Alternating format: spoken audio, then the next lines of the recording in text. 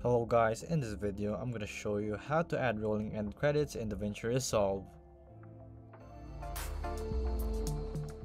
To do this, it's pretty simple. All you have to do is go to your effects tab in the top left corner, and then you'll just have to look for scroll. So just go and search scroll right here. So it's in effects, I think, or in titles. So wrong spelling, so there you go. You have scroll right here, drag it to your timeline and the end of a clip if you want to do so. And then all you have to do is go to your inspector. So from scroll, inspector, and then here in the title, in the text, you can paste the names that you want to. So right there I pasted the names. You can also change your font, size, and your alignment if you want to do so, color, anchor, and so much more. So let's see it in action right here.